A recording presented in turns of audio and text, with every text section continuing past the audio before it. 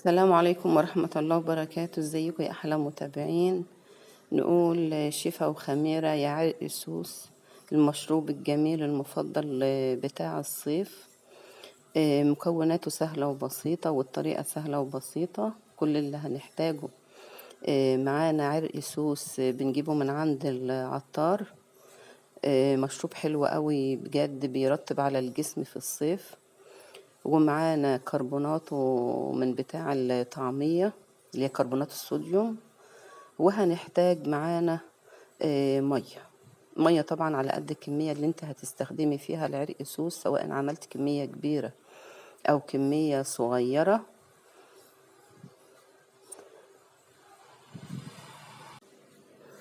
بس في الاول واحنا بننقع العرق سوس هنجيب نص كمية المية اللي احنا هنستخدمها. انا هنا جبت نص الشفشق، حوالي كوبايتين مية، وهيبقى معانا حوالي يعني مثلا كوباية عرق سوس.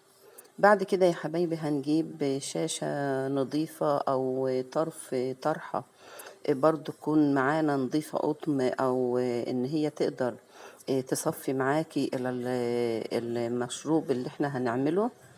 وهناخد الطرف بتاع الطرحة وهنربطه بالشكل اللي احنا شايفينه ده، عشان الأعشاب نفسها ما تخرجش في المية اللي احنا هننقعه فيها. الناس اللي أول مرة هتعمل العرق سوس أو ما بتعرفش إن هي تنقعه ازاي، هناخد الطرف كده ونربطها بالشكل ده، ما بتفكش مننا بقى، وبيفضل العرق السوس نفسه في قلب الشاشة.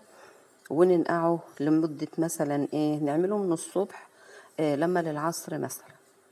لازم ننقعه كمية او وقت كويس علشان يطلع العرق السوس اللي في الاعشاب نفسها.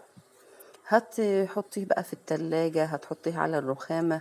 المهم ان انت لازم تسيبيه كمية كويسة او وقت كويس.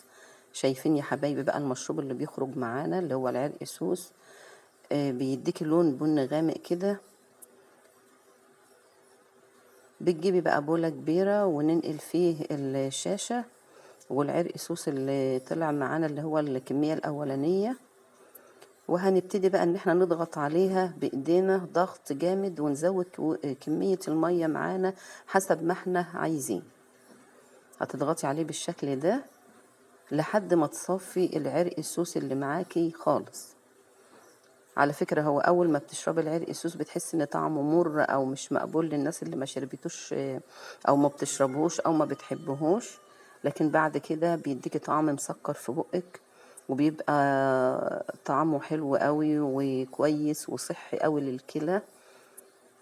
الناس اللي بتشتكي من العرق الكتير اللي في الصيف برضه هو بيساعدها، حلو قوي قوي، بيبقى كويس بصراحة. احنا بحب طول الصيف ان انا اعمل مشروب العرق السوس ده.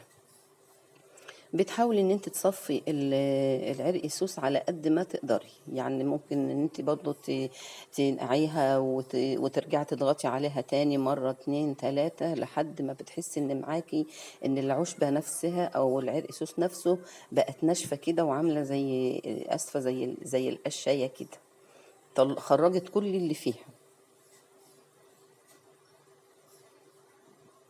زي ما احنا شايفين كده يا حبايبي. بنرجع بقى تضيفيه في الشفشق تاني. طبعا انت بقى بتزودي الكمية برضو معاكي، بس انا حبيت ان انا لما اصفيها في حبة مية صغيرين لحد ما اخرج العرق السوس اللي موجود في العشبة نفسها. بعد كده بتبرديه بقى في التلاجة وبتشربيه بألف صحة وعافية يا رب يا رب. وأحلى عرق سوس هتعمليه في البيت بطريقة سهلة وبسيطة، ويا رب الطريقة تعجبكم بإذن الله.